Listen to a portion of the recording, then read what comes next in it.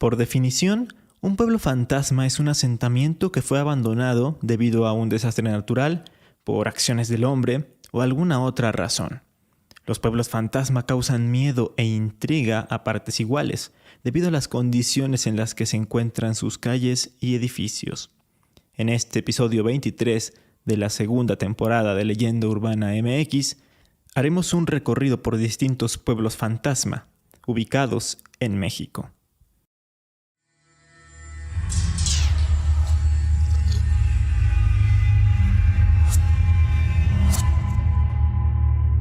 Esto es Leyenda Urbana MX con Ismael Méndez.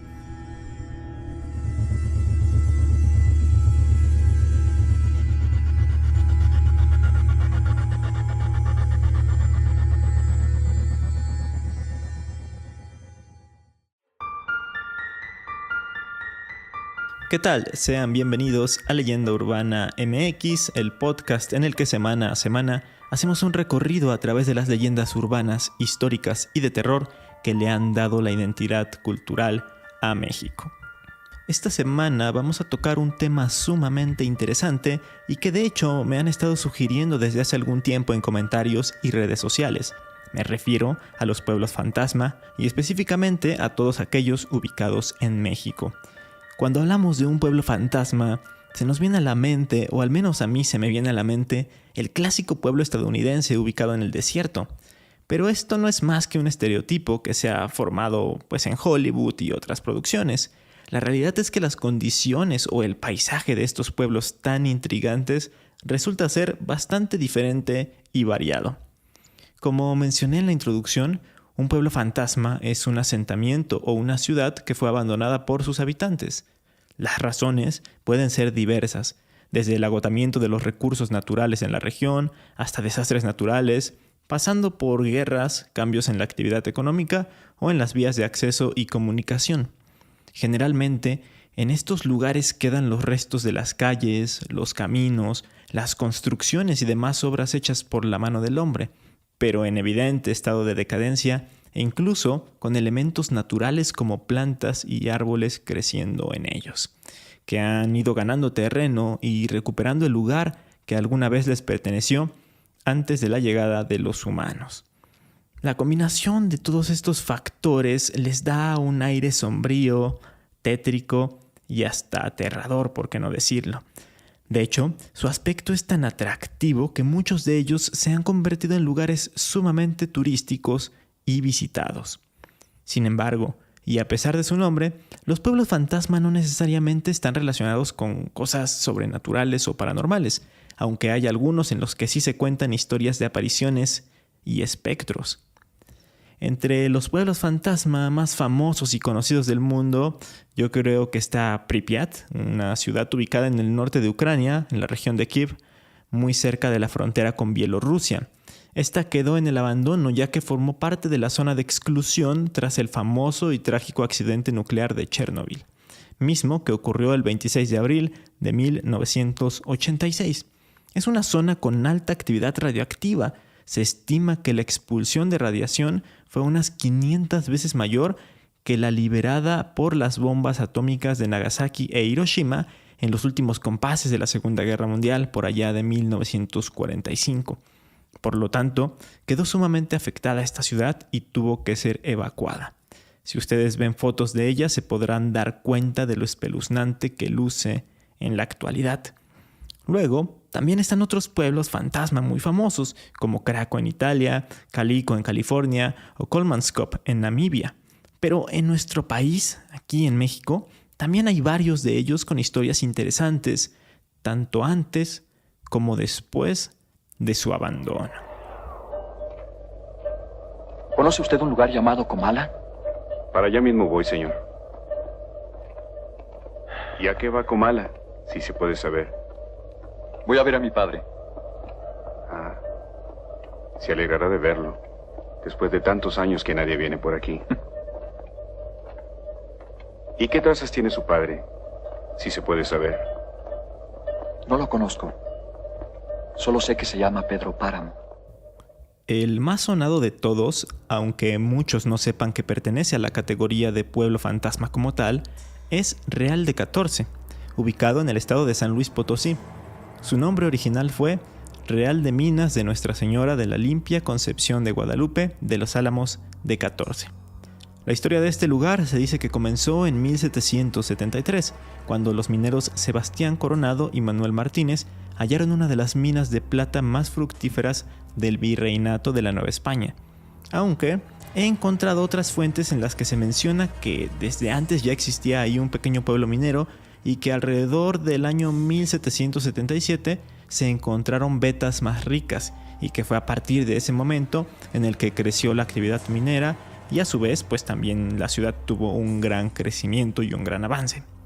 De hecho, me parece que por ahí viene el nombre del estado, ya que Potosí es una palabra que se refiere a riqueza extraordinaria o muy grande.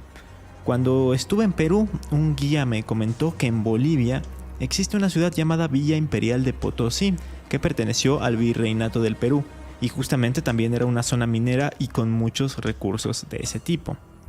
Regresando a México, la búsqueda de minerales en esta región alcanzó su auge a principios del siglo XIX, llegando a ocupar el segundo lugar en el mundo que más producía plata. El primero era justamente la ya mencionada Villa Imperial de Potosí, en la actual Bolivia. Entonces, si todo marchaba tan bien en la zona, ¿qué fue lo que sucedió? Pues bien, en una ocasión, la excavación de la mina se topó con un manto acuífero subterráneo. Este fue perforado accidentalmente y provocó una inundación en la mina. Se intentó continuar explotando el metal usando extractores y bombas de agua, pero ya no fue posible y la mina definitivamente tuvo que ser cerrada. Existían otras minas de las que se continuaba sacando el material, pero había mucha menor cantidad y además, lógicamente, iba disminuyendo, por lo que dejó de ser rentable esta actividad y también terminaron siendo cerradas.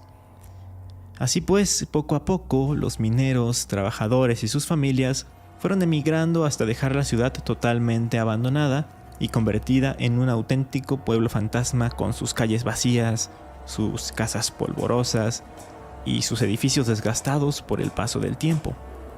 A pesar de todo esto, cuenta la leyenda que no todo el mundo se fue de la ciudad, ya que hasta el día de hoy el fantasma de un minero conocido como el Jergas aún deambula por las antiguas minas. Según cuentan, este hombre murió mientras trabajaba, ya que los accidentes en las minas son comunes, incluso hasta la actualidad, como el lamentable y trágico caso reciente en Coahuila o el del 2006 en Pasta de Conchos. El caso es que el Jergas comenzó a aparecerse poco después de su muerte, cuando las minas aún estaban en actividad. Se aparecía sobre todo cuando un minero se encontraba solo. Vestía con botas, casco y ropa de trabajo. Un atuendo normal, común y corriente para quienes laboraban en el lugar. Así que su figura no sugería nada fuera de lo común. El Jergas se presentaba ante el trabajador como ingeniero y le daba la orden de que debía regresar al trabajo, con el fin de perderlo en los túneles escondidos o en zonas desconocidas de la mina, de donde solo podía salir si alguien llegaba a su rescate. En la mayoría de los casos, el Jergas no buscaba hacerle daño a los obreros. De hecho, dicen que era todo lo contrario, que casi siempre los llevaba a puntos donde había una gran cantidad de minerales que extraer o que dejaba en los bolsillos de los mineros pepitas de oro y de plata para que después los encontraran. Pero en otras tantas ocasiones, el Jergas gustaba de extraviar a los mineros sin darles nada a cambio. Lo único que hacía por ellos, en compensación por su travesura, era robar sus pertenencias y dejarlas como pistas para que alguien más las encontrara y fuera a rescatar a su compañero. Los desafortunados que sufrían esto quedaban inconscientes y cuando despertaban siempre decían que en la oscuridad eran cargados y colocados en los sitios en donde quedaban y que cuando abrían los ojos perdían toda la noción de su ubicación hasta que eran encontrados por algunos de sus compañeros. Debido a todos estos rumores sobre su presencia, los mineros, por miedo, generalmente evitaban salir de la mina solos, así que salían en grupos o en parejas e intentaban no quedarse por ningún motivo atrás. Y bueno, hoy en día hay quienes aseguran que el espíritu del Jergas todavía está presente. Suele aparecer en las minas sin saber que están abandonadas, esperando a encontrar a alguien para perderlo. Incluso se ha llegado a comentar que en el túnel Ogarrio, que es el único acceso para entrar a Real de 14 y que es un túnel angosto y un tanto oscuro, de vez en cuando se llega a ver una luz que ilumina como lo hacen las clásicas lámparas que llevan en su casco los mineros, y se piensa que pertenece al Jergas. Actualmente, Real de 14 se ha convertido en un centro turístico bastante conocido y demandado, e incluso se incluyó dentro del programa de pueblos mágicos, así que es posible visitarlo sin ningún problema y hay muchas actividades que hacer ahí y en los alrededores. Sin duda, un obligado para todos aquellos que visiten el estado de San Luis Potosí por su enorme belleza y todos los misterios que lo rodean.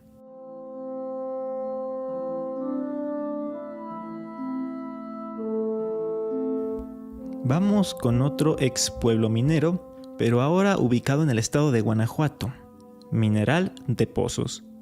La historia del lugar es interesante, pues ahí hubo presencia humana desde antes de la conquista. Estuvo habitado por pueblos y grupos de indígenas nómadas como los chichimecas, los huachichiles y los pames, entre otros. Ya para el siglo XVIII y en pleno auge de la época colonial, fue que se fundó el pueblo, que originalmente se enfocaba a actividades agrícolas. Sin embargo, tiempo después se descubrió la mina de Santa Brígida, así que el destino del pueblo cambió por completo y se enfocó en las actividades mineras. Sus pobladores se dedicaban a la búsqueda de oro, plata, cobre y zinc en su época de mayor auge, sobre todo en el Porfiriato, que fue la época en la que se superaron incluso los 50,000 habitantes y había unas 100 minas con actividad, hasta que sus habitantes lo abandonaron ya en el siglo XX. ¿La razón? Sucedió algo similar que en Real de 14. Un río subterráneo inundó todas las galerías y túneles de las minas y por ello fueron abandonados todos los trabajos de minería y el pueblo comenzó a quedarse despoblado hasta ser el pueblo fantasma que conocemos hoy en día. Se pueden ver muchas casas solas, haciendas en ruinas, calles empedradas y desgastadas y la famosa iglesia abandonada, con plantas en su fachada y rodeada de una especie de cactus, dándole un aspecto muy pero que muy tétrico. Cabe aclarar que la ciudad no llegó a estar despoblada al 100%, sino que ha tenido habitantes pero en una cantidad mínima. O sea, me refiero a unos 60 habitantes o algo por el estilo. Aunque en la actualidad, debido a que es pueblo mágico desde el 2012 y que por lo mismo hay mucha actividad turística, la población ha ascendido a unos 3,000 habitantes, pero no está ni cerca del número de gente que la habitó en su época de mayor esplendor. Y justamente estos pocos habitantes han contado algunas leyendas sobre cosas extrañas que ocurren en la ciudad. Por ejemplo, algunos cuentan que en la noche, cuando por algún motivo tienen que salir de sus casas, o en su defecto cuando regresan ya tarde hacia sus hogares, han podido observar en el camino algo parecido a fogatas o luces bastante extrañas. Los más curiosos han decidido ir a ver qué son o qué es lo que las origina, pero de repente las pierden de vista y se dan cuenta de que ya están perdidos y alejados del camino que tenían que seguir para estar en sus viviendas. Otros más cuentan que se han llegado a escuchar ruidos extraños y hablan de la presencia de fantasmas que recorren las calles del pueblo o que se logran ver entre las casas de adobe deshabitadas. Se piensa que este tipo de sucesos son originados por aquellos mineros que fallecieron mientras trabajaban, o de aquellos que perdieron la vida cuando ocurrió la inundación de las minas.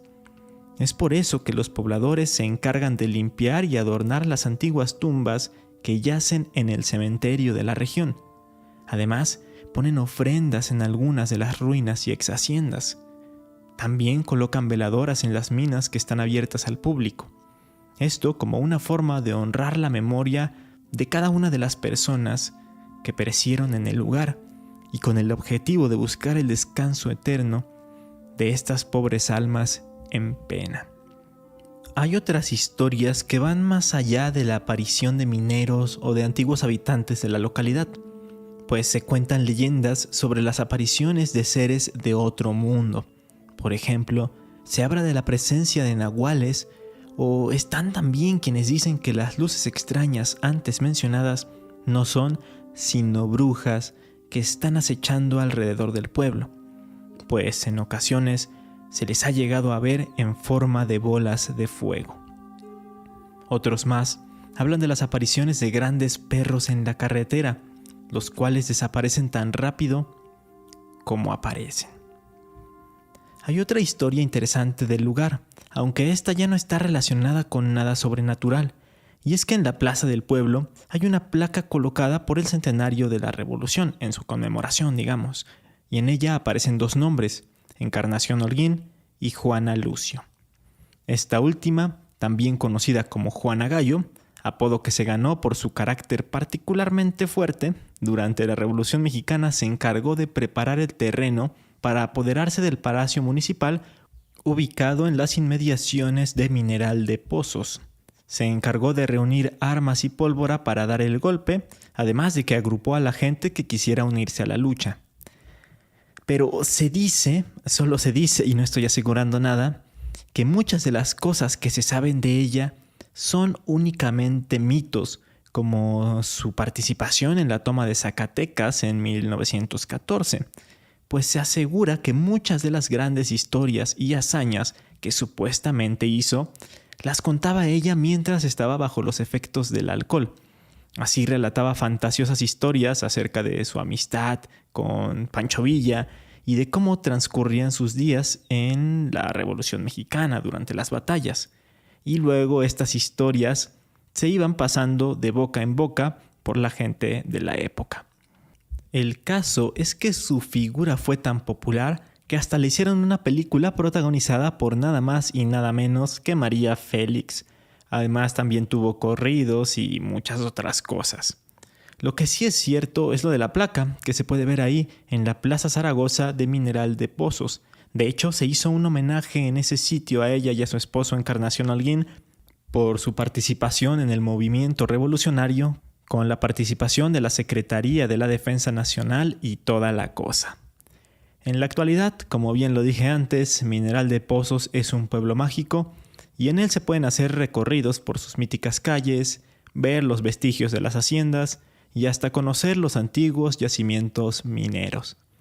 Un sitio perfecto para visitar para todos los amantes, como yo, de la historia y de las leyendas.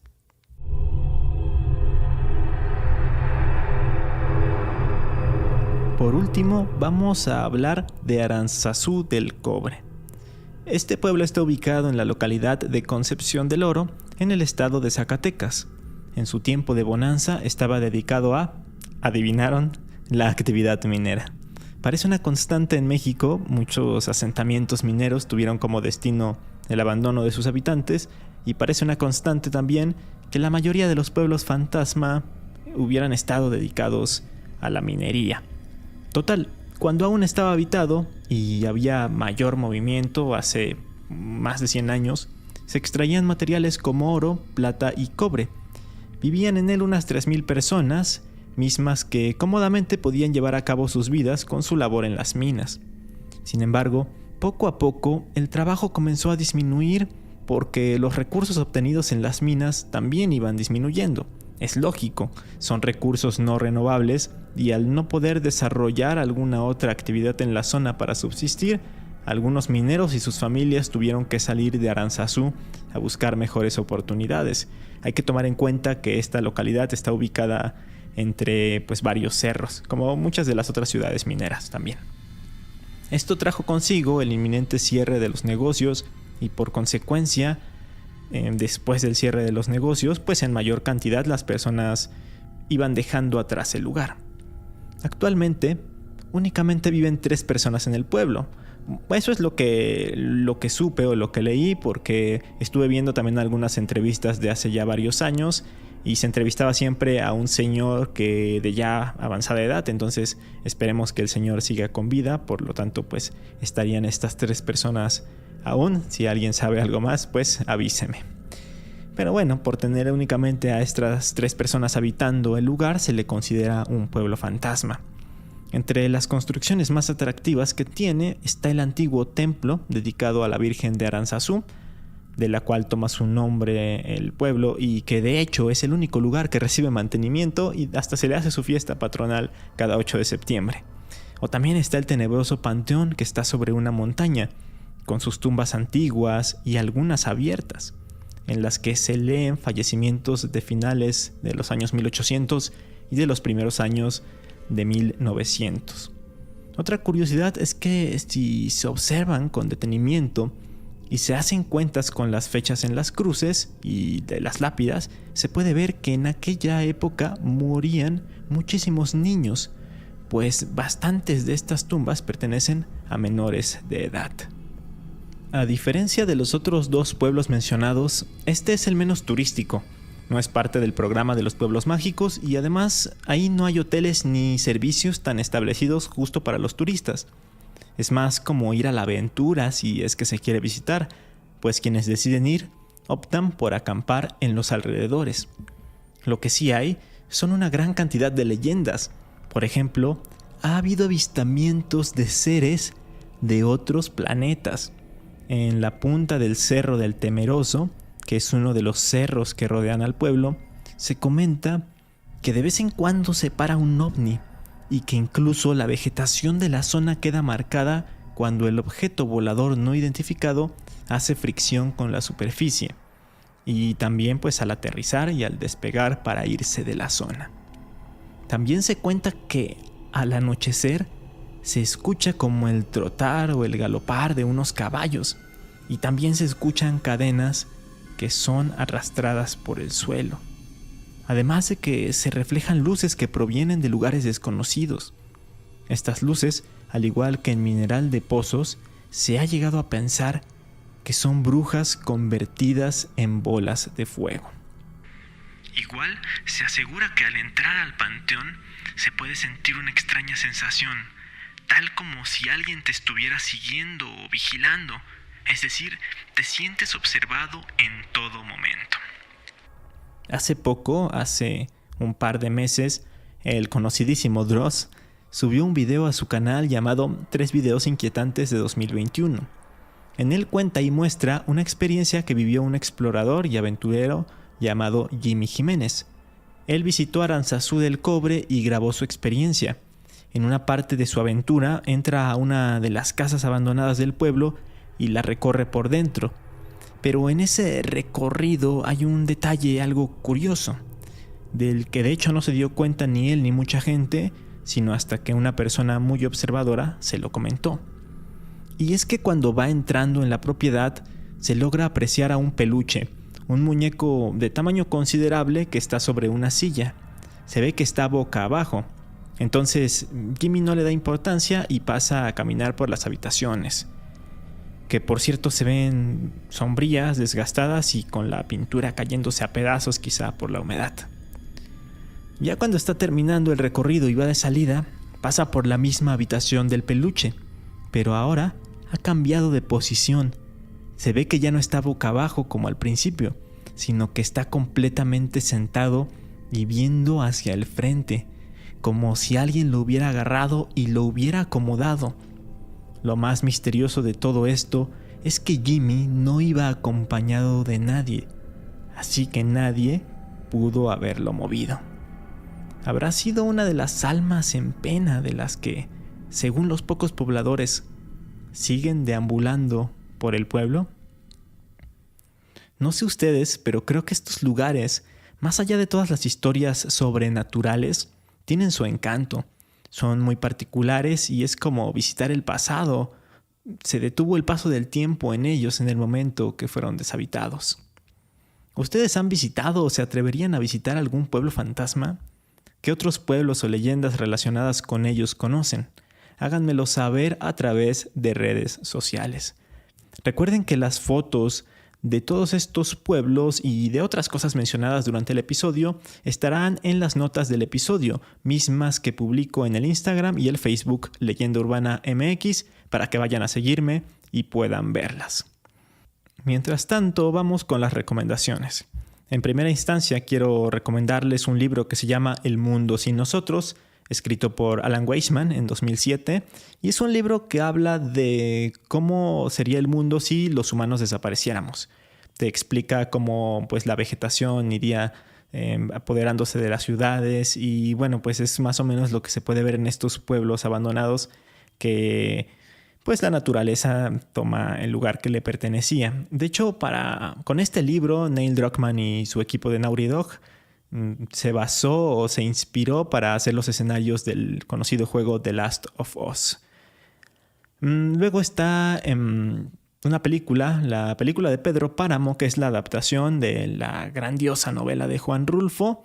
Se han hecho varias adaptaciones, pero la que les recomiendo es la de 1967, dirigida por Carlos Velo, con guión de Carlos Fuentes y fotografía de Gabriel Figueroa. Y se las recomiendo por el hecho de que fue grabada en Mineral de Pozos. Entonces varios escenarios de los que se ven en la película son este pueblo fantasma de Guanajuato, pues para que puedan verlo en una versión cinematográfica. Y ya que estamos hablando de Pedro Páramo, también lean el libro, ya que esa Comala que describe Rulfo es una Comala mítica, es un pueblo muerto, lleno de fantasmas y de murmullos. De hecho, creo que debería ser un capítulo dedicado a esta novela corta porque es una maravilla. Y bueno, eso fue todo por el episodio de esta semana. Espero que les haya gustado muchísimo y ya saben, pueden recomendarlo a sus amigos y familiares para que también conozcan todas estas historias. Yo los espero aquí en Leyenda Urbana MX el próximo domingo. Hasta entonces.